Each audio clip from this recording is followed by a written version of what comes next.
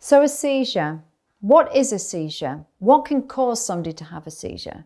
Today we're looking at what steps you need to take as a first aider should you come across somebody that is actually having convulsions. Now, when it comes to seizures, the most common one that people hear about is epilepsy, which is true. It is common. But other things that can cause somebody to have a seizure, it could be a diabetic seizure, it could be a drug-induced seizure, it could be an alcohol-induced seizure, it could be a fall from height, hitting the head injury seizure. But here's the good news. It doesn't matter what the cause of the seizure is, because your help is going to be exactly the same regardless. Now, there's 3 phases to a seizure.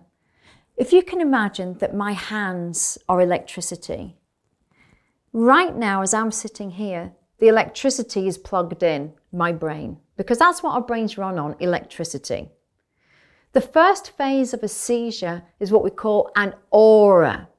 Some people, but not many, get this wave that comes over them, this aura phase, to give them a pre-warning that they're just about to take a seizure. You, as a first aider, will not recognize that phase. The second phase is what you will see, and that is when convulsions start, and they will collapse and they'll start shaking. Why are they shaking? Because all the electricity in their brain is having a dance. What are you going to do now on this second phase? Here's the important thing. Number 1 is danger. You have to protect the head. If you've got a pillow or a jacket or something, then you want to put it underneath their head. Okay? Once you've done that, I'm just going to support a head to make sure that it's stable. A couple of things that you don't want to do. 1 is hold them down, because you may cause injury to them and they might cause injury to you, and they don't mean it. The other reason why you don't want to hold them down is you are not going to stop that seizure. It will only stop when the electricity in the brain decides to do so. So I've got the head protected. That's number 1. Number 2, if there's anything around them that they can hurt themselves on, such as tables, chairs, furniture, office equipment, you're going to have to move it out of the way. Normally, a seizure will only last between 2 to 3 minutes. Then it tends to stop. The muscles will start to relax. The electricity will stop dancing around. But another important thing, when somebody's seizure stops the convulsion phase, all the muscles relax. The problem is that there's a high chance that they could lose control of their bladder. So be mindful of that. Now that the seizure is stopped, I can now go on to the next phase. I want to do my primary survey. I want to do Dr. ABC. I need to find out if the person is breathing. I need to find out if the person is not breathing. And I also want to find out if they've caused any injury to themselves. So now that the seizure has stopped, we go on to the primary survey, which is a Dr. ABC. I'm just going to remove the pillow from under the head while I do this. So it's really important that we always check D is for danger to make sure that we are safe. Now, I'm already with the casualty because I know that there's no danger because I've just gone through a seizure with them. Now I need to go on to the response. I want to see if the person is actually, maybe they're sleeping, maybe they're unresponsive, who knows? But let's find out. So to do that, if you know the name, you can say it. Edna, it's Sarah. I'm just going to give you a little bit of a shake and a shout, and I want to see if you can hear me. Can you open up your eyes, Edna? Can you open them up for me? There is no response. And if there's no response, they're now classified as unresponsive. I now need to go on to the next stage, which is the A, B, C. So with the A, we need to open the airway. Why do we need to do that? When somebody is completely unresponsive, like our casualty is, every single muscle in the body completely relaxes. It's what we call dead weight. Now, your tongue is a muscle and it will also relax. What I want you all to do just now is tilt your head back as far as you can. Try and look over the back of your head. Now try and swallow.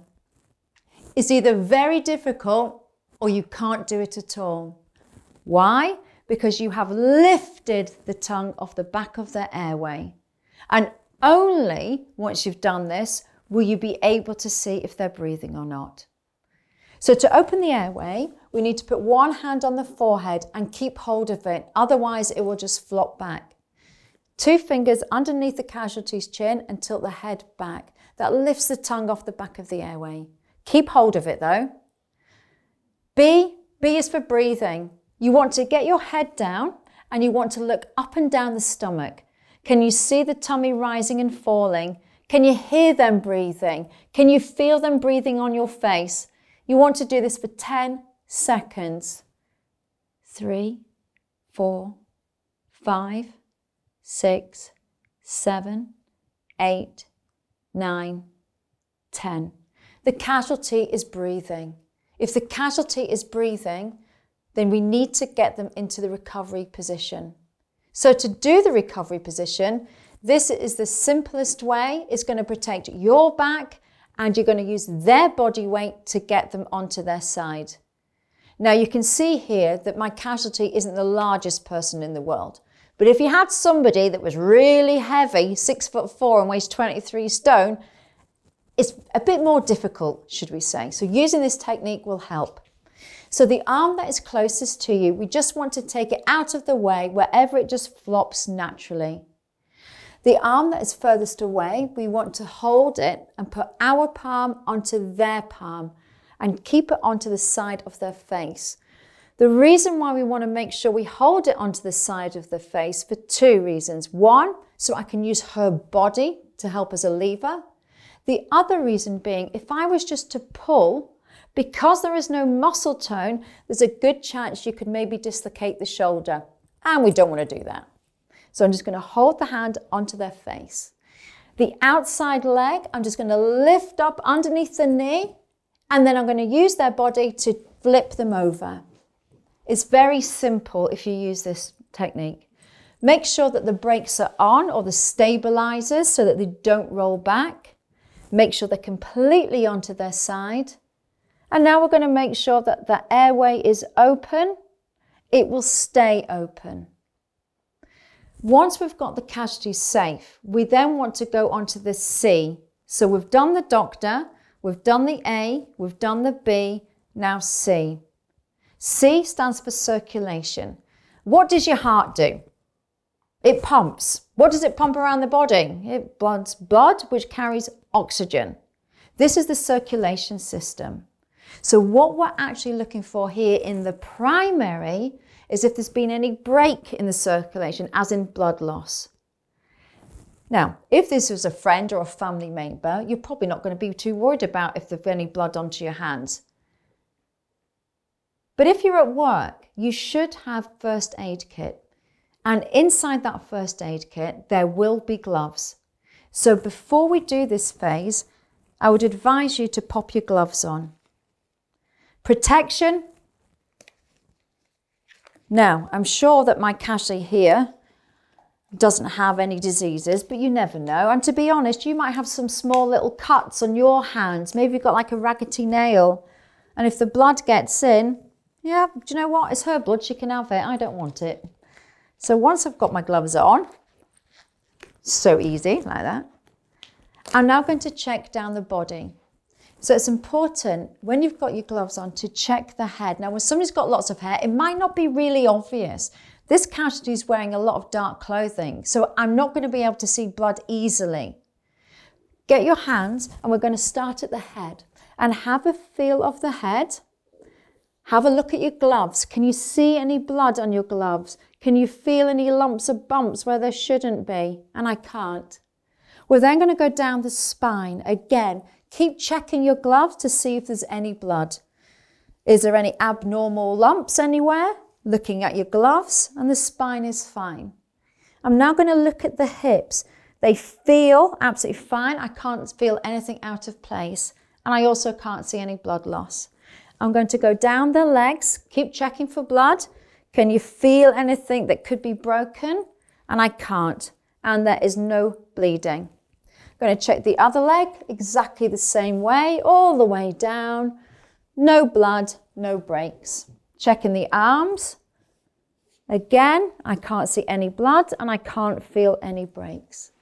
So that's you done the primary survey. But why? Why do we need to do this? Why do we have to get somebody onto their side if they're breathing? Now, if you can imagine, because you are unresponsive and all the muscles are relaxed, saliva is going to start building up and building up and building up and building up. And you can't swallow it because you've got no muscle tone.